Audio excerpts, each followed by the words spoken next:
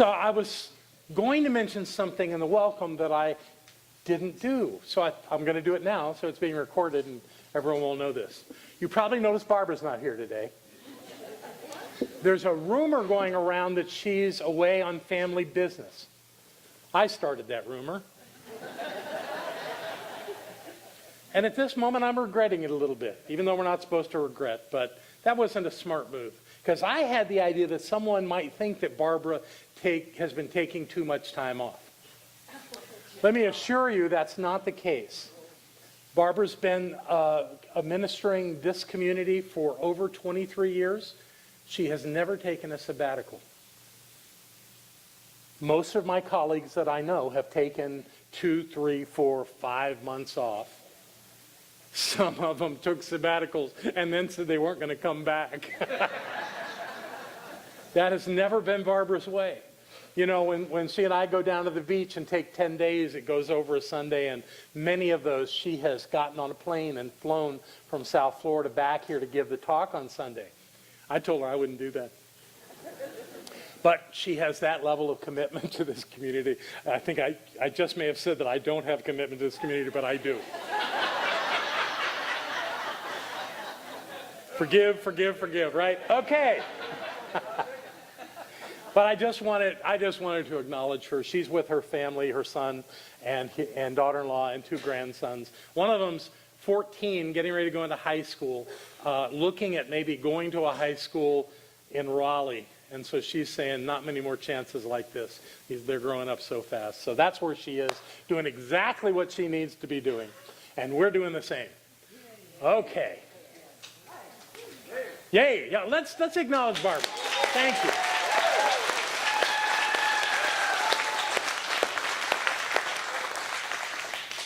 So it's Easter. Several people mentioned this morning maybe I should speak on resurrection. Interesting concept, resurrection. But the story that I grew up on required some real brutal, savage stuff happen for someone to have a resurrection, and I'm just not interested in going through that. You know, I want a life that's relatively civil and where I can do my work and touch lives without threat of death or anything like it that needs to be resurrected from. So I'm going to set that one down.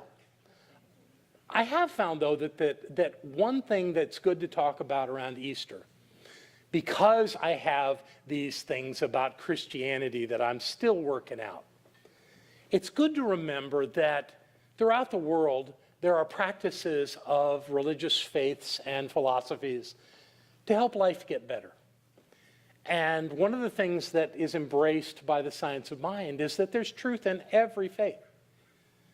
Again, my challenge is with the Christian faith. You know, I've been with Islamic clerics and rabbis and all kinds of religious and spiritual people, and I'm doing fine, except when I go to the Christian church. So I'm getting better. I really am. And part of the reason I wanted to talk about this was to help in my healing process, because there is truth in every faith.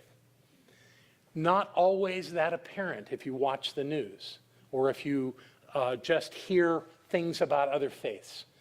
But what I found is that if you look, it's just like you can find God in anything, you can find truth in any religion.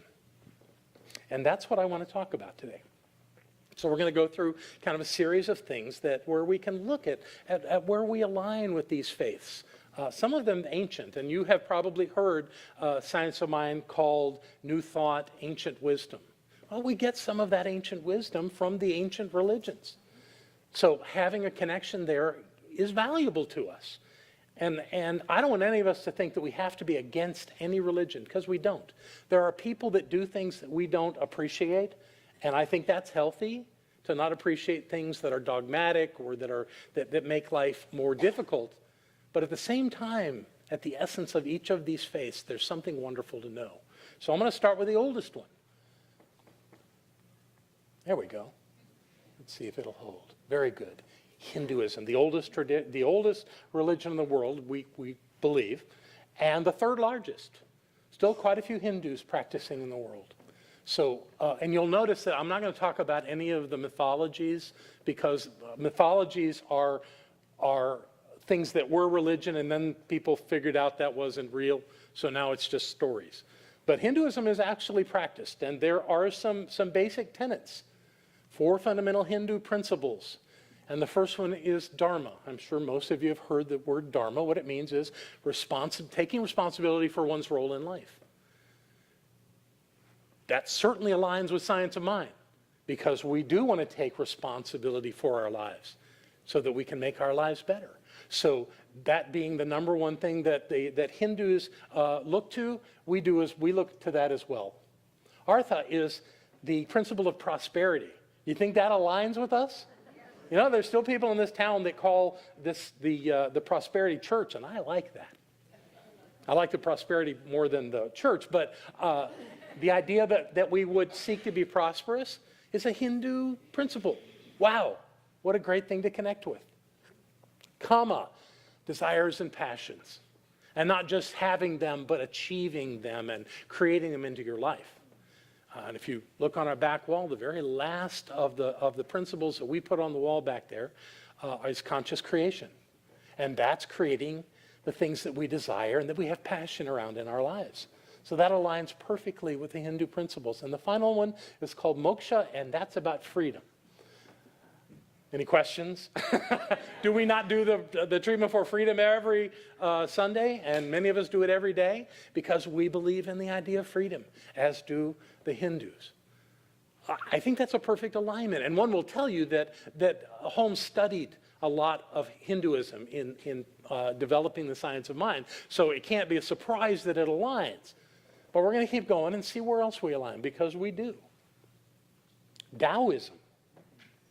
I have a statement about Taoism. Taoism is the path of ultimate reality. Chinese in origin, Taoism emphasizes living in harmony with the Tao or the way, emphasizing effortless action, naturalness, simplicity, and spontaneity. I can go with all of that.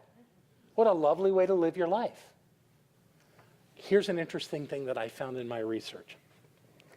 Women played a substantial role in developing Taoism. Thank God. To start getting ideas that honor the feminine is so important. And I'm grateful for this teaching in the world of balance. Shamanism and indigenous traditions have been around, we don't know how long. But the idea, I looked up the word shaman, and it came with some interesting information, and this is worth knowing. Shamanism and indigenous traditions are the path of primal spirituality. Shamanism is a practice that involves a spiritual practitioner who, by reaching altered states of consciousness, can perceive and interact with the spirit world and channel these mystical energies into this world. Shamans are able to enter supernatural realms to obtain solutions to problems facing individuals and or their entire community. That sounds like practitioners here. Maybe we should change it and call you shamans. These are our shamans. Wow, what a concept. I mean, that just absolutely aligns with who our practitioners are. They go into an altered state of consciousness to know the truth. They don't just say words. They actually shift their consciousness into this grand knowingness. And what happens with that? Resolution to all kinds of conditions. Wow, our practitioners are shamans. I'm so excited. And we align perfectly with these teachings. Yeah. And you'll notice, and I did this at one of the Native American traditions is called the medicine wheel. And that's where you honor the directions. And we always do a prayer before the fire walk where we honor the directions. There are 7 of them. There's east, south, west, north, the earth, the sky, and within.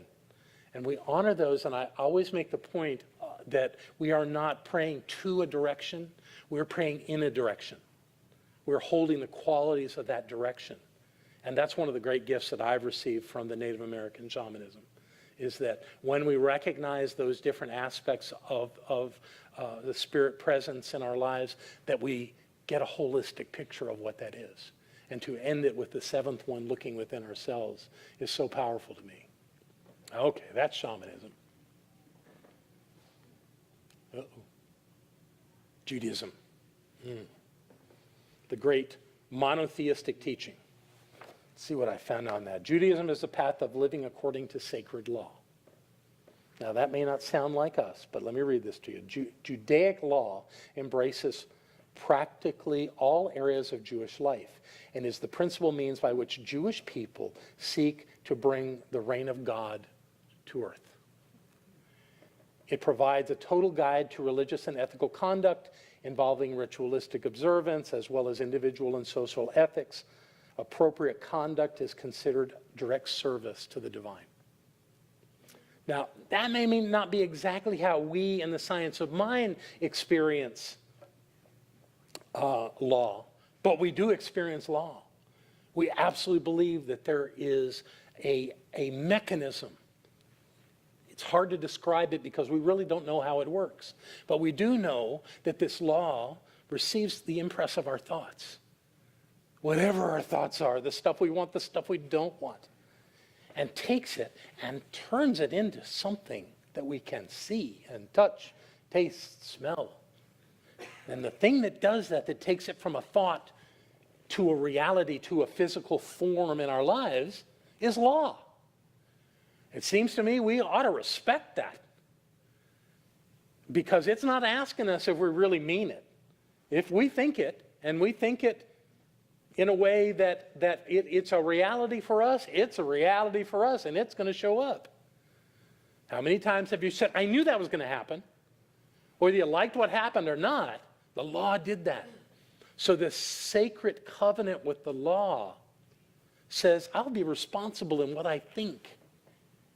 I will respect the law, knowing that it will take my thoughts and turn it into my life.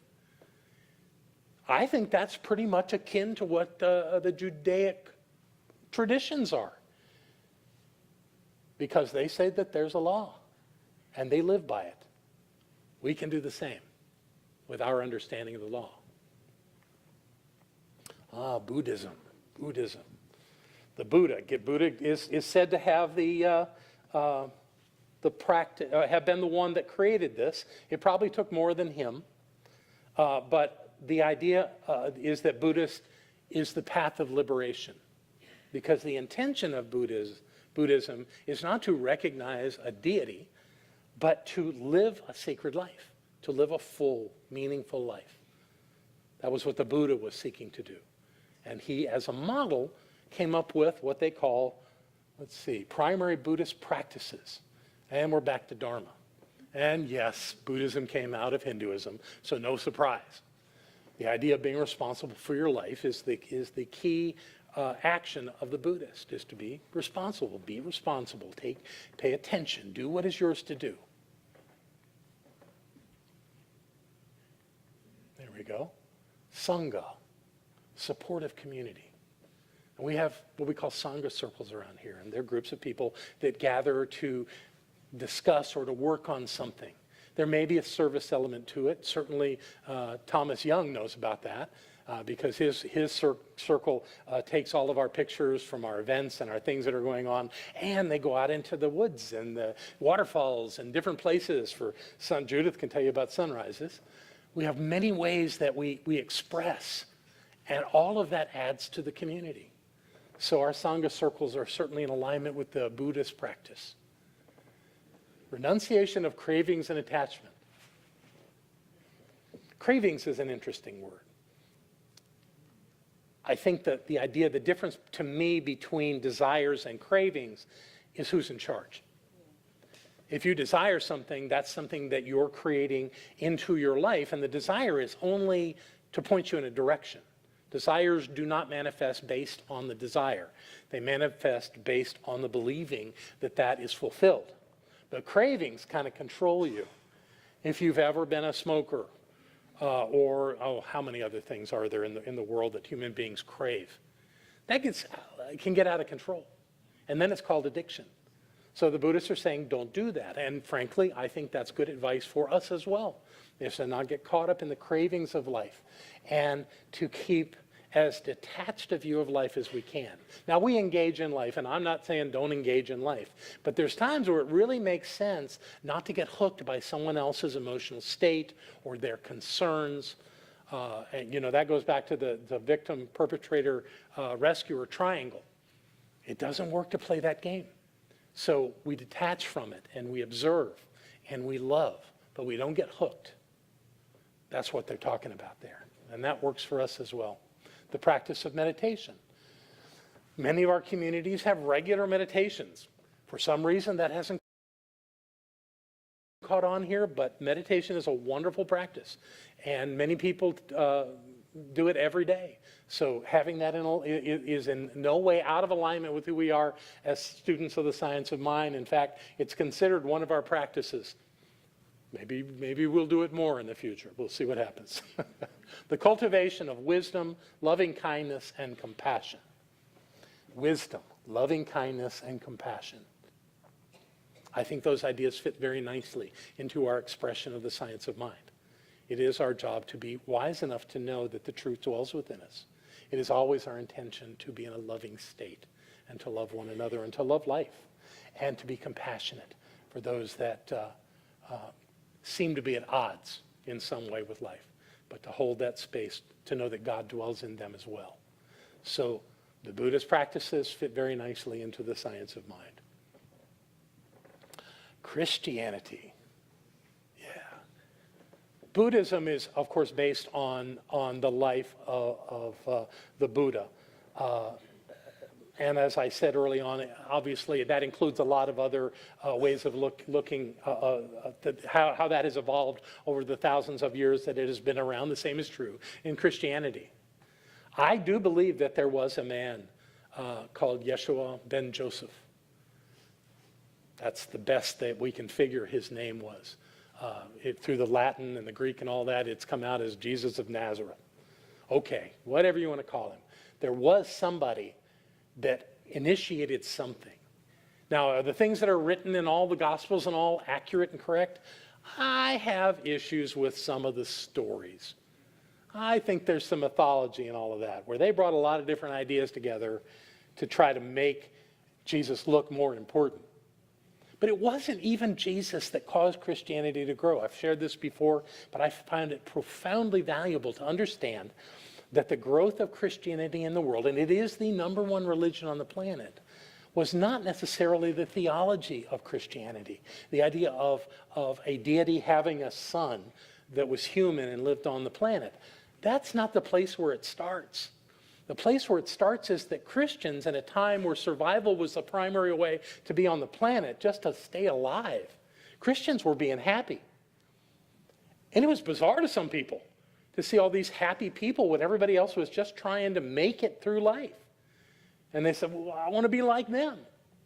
And that's how it grew, and it grew exponentially. And again, it is the largest religion in the world. Now, what I like are the things that Jesus taught. And I find incredible value in some of them. So I picked 9 that I want to run through with you very quickly. Teachings of Jesus. First one is repentance, turning away from what doesn't work. You remember the story about him being with a prostitute. Could be a made-up story, but the idea was for that person to go and sin no more. Okay. Isn't that something of value? If something's not working in your life, stop doing it. Pretty basic, but so valuable, because how many of us kept doing the same thing, hoping you'd get a different result?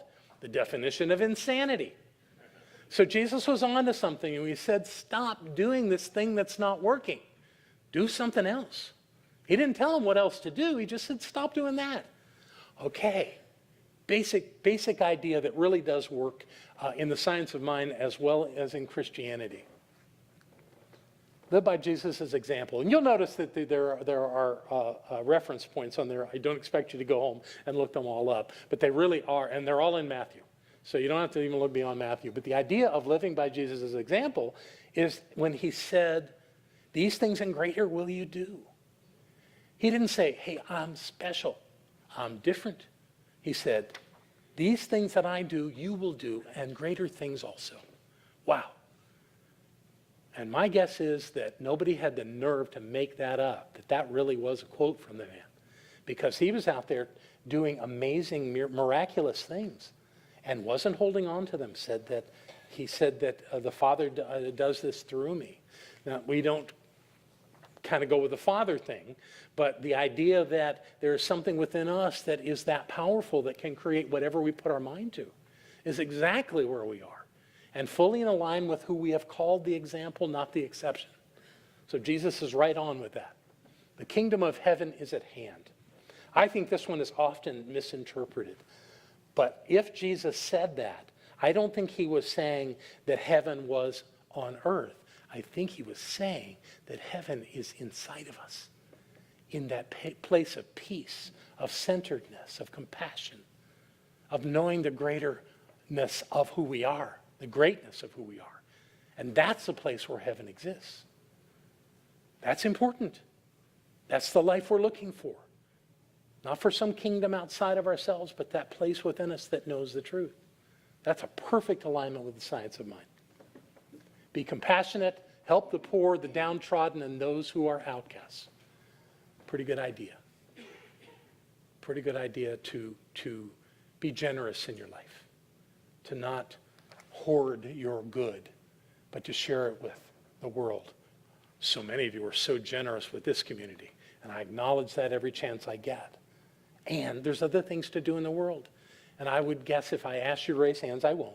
But if I asked you to raise hands on who gives time or money or some other valuable resource to people outside of your immediate family, most of you would raise your hand. Isn't that wonderful?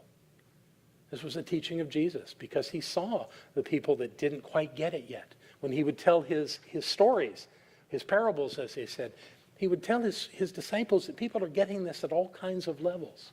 For some, it's just a nice story. And usually those are people who are having to struggle with life. But the deeper story is there, and when you're ready for it, you'll get it. God is within everybody. The homeless man, the woman with 5 kids and no job. God dwells in each person, no matter what. And one of the things that we can do to be compassionate is to see God in everybody. To see God in everyone, everywhere, all the time. A basic premise of science of mind. Having faith. It is enough to heal anything. Not the faith in a deity, the faith of the divine.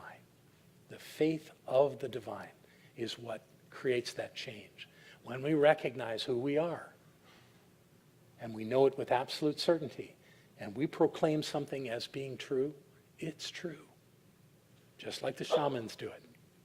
Yeah. Be sincere. Don't be a hypocrite. That's just basic. Live a mature life. Don't do, well, occasionally it turns into April 1 and I do something silly, but basically being sincere with the people around us, seeing the divine within them, creates such a rich, yummy life that we don't get if we think we're off on our own trying to figure it out. We've got one another to do that, and we do that quite well. We're all one with God. Pray. I knew when I became a religious scientist, when I began the study of the science of mind, and I read the thing called the Lord's Prayer, I saw it in a different light, which is never talked about in the places I'd been before. Yes, our Father, still having that idea of something over us, but not my Father. Jesus is saying, hey, it's my Father, not yours, no. That's not the case. This is, if this monotheistic concept of the Christian Judeo ethic is real, then it's real for all of us. And Jesus is saying to people, do it this way. Say, our Father. Say, have that relationship directly. And even though, again, we find that divine presence within, the idea that it's the connection to all of us, that we are all connected to the one divine presence is a powerful notion that begins at the point of these teachings. Love your enemies. Not so easy. But wow, when you can do it, it's magical. When we can know that someone is against us, but that we are not against them. At least we perceive that they're against us, because the truth is no one and nothing is against us. But when it looks like that, when it sounds like that, when there's that kind of thing going on inside of us, the idea that we can rise above that and find God in the midst of it heals it immediately. How does it heal it? Well, that person may leave. Okay, that's fine. They may completely change their perspective. That works too. It's really not our business how it happens. But I have found every time that I love somebody who was after me, it neutralized them. They just couldn't be against me anymore. They couldn't stand it. So give it a try. Love your enemies. It really does work. You must become like a child to enter the kingdom. That doesn't mean that you need to be a child-like, but you have to be pure of heart. And that's what I find all children are, is their hearts are clear, their hearts are pure. They still have preferences. They still aren't happy all the time. But they have this purity of thought. You can tell a young child anything and they'll believe you. Even April Fool's stuff. So coming from that childlike knowing and living from it is a brilliant way to engage the divine within us. So these are the teachings of Jesus that I like. And I share them with you as a healing for myself as well as for whatever good they do for you. We have one more faith to look at. Islam. Largely misunderstood, largely misinterpreted. The phrase I have is that Islam is the path of spiritual discipline. And you've got to give Muslims this. Now, the challenge I have with any faith that has people standing up and telling you what God wants you to do is a problem for me. Because my relationship with the divine is internal. And there ain't nobody that can tell me what that's supposed to be. That's mine to understand. So, that can be in many of these. But in this particular faith, there's something for us to know. And they're called the 5 pillars of Islamic life. Absolute faith in God.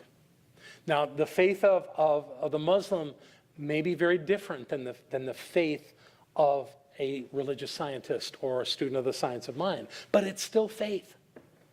And it's a strong discipline to never let that falter, to never fall short, to stay in the knowing that God is all there is the most powerful thing we can start with to do anything. The second pillar is prayer. Muslims have prayer down. A practicing Muslim prays 5 times a day. They know which way Mecca is. And they get on a mat or a rug and they get down on the ground and they pray. Now, it's none of my business, or I think any of us, to what they pray. But that discipline is extraordinary. And it doesn't matter. They pray no matter what else is going on. I love that. How much better would our lives be if we did spiritual mind treatment 5 times a day? Wow, if we stayed that focused. And we can learn this from the Islamic faith. Charity, important to take care of people. You hear these stories on the news. It's kind of bizarre because we vilify these Islamic groups as terrorists. And they may be doing some very inappropriate things. That's true. But you'll notice that they take care of people. That's their in, is they know how to feed people that don't have enough food, to love on people that don't have enough love, to put housing or a roof over people that don't have houses. They know how to do that. It's part of their faith. They take care of one another. It's powerful. Fasting. Not into it. But I couldn't leave it out because it's in there. But those that I know that do fasting say it's a very powerful discipline. And is it not a rigorous discipline? I'm not going to eat for a day. There have been a couple times in my life where I didn't eat or drink for 4 days. I had hallucinations. But the idea of this is to demonstrate that God is bigger than your daily life. And you can alter your daily life as a way of acknowledging the divine. So maybe it's not fasting for you and me, but there are things that we can do in our lives to say that we are spiritual beings and that we're aware of it and we are rigorously looking at that within ourselves. And one is simply to have a spiritual practice. Whatever that might be for you. For me, it's treatment. We're going to do the Summer Prosperity and go back to some of the work of writing to our spiritual officer. Whatever it is that you do, though, makes your life richer and fuller because your thoughts are more directed. And that is the point of fasting. And then the final one is pilgrimage to Mecca. We have a pilgrimage as well, but our pilgrimage is to go within more deeply every day, to recognize the divine presence and to live from that. And when we do, our lives do get richer. And then there's the science of mind. And what I want to share with you is a reading from the original Science of Mind text, which kind of sums this up. Mental science, which is the science of mind and spirit, makes a tremendous claim when it states that it can free the individual from the bondage of sickness, poverty, and unhappiness. But it makes this statement without hesitation and without qualification. It does not retract from that claim, and it never will. It does, however, carefully set forth the conditions under which it operates and the laws governing life, warning man that unless he understands these conditions and obeys these laws, he will not receive full benefit from the science of mind. Now that's maybe a little maudlin there to be warning us, but the truth is that there is a law and a power and a presence. It dwells within us, and what we think and what we do creates our lives. So with that, the idea here is that there are people on a path of awakening that looks very different from what we are doing. They are not wrong. They are simply on their path. They are in their right place, doing the right thing, as are we. And we can appreciate and respect all of them and have a better life, because being in judgment of anyone does not serve us. So this is what I offer you for a happy Easter, is to know that you are on a perfect path, doing wonderful things in your life, and that life keeps getting better and better for that reason exactly. So happy Easter. I love you all.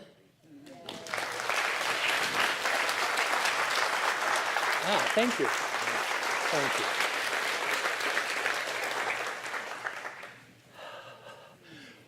So do we have anyone in the room for the first time today that's joining us for Easter Sunday for the first time? Welcome. Thank you for being with us. We're glad you're here. There we go. Really? First time?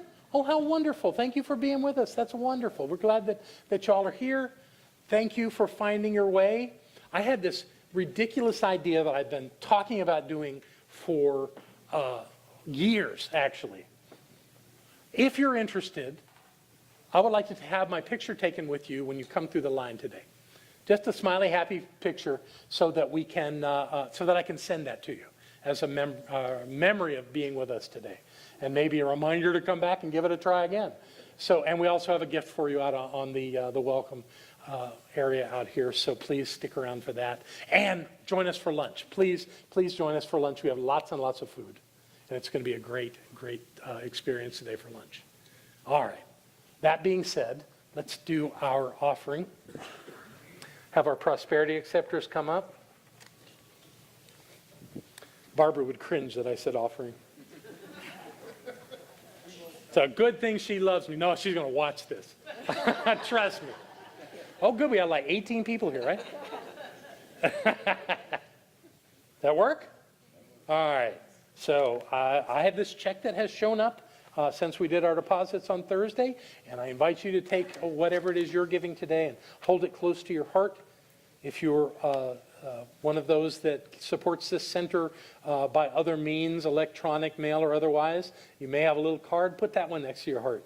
And know with me that there is a presence and a power that dwells at the point of us. It is all that is real. It is the creative force of all life. And we use it. We use it every day. And we create lives that are abundant and fulfilling. And then we come to this place called Center for Spiritual Living, Asheville, and we share. We generously support this center. And in that dynamic flow, the center is taken care of, we are taken care of, and that life continues to grow more and more abundant. And in this knowing, joyfully, richly, to see this as a wonderful way of connecting with life, we say these words together aloud. I freely and joyously give from the abundance and fullness of my overflowing wealth, knowing my gift goes with love as it touches and blesses the world. And so it is.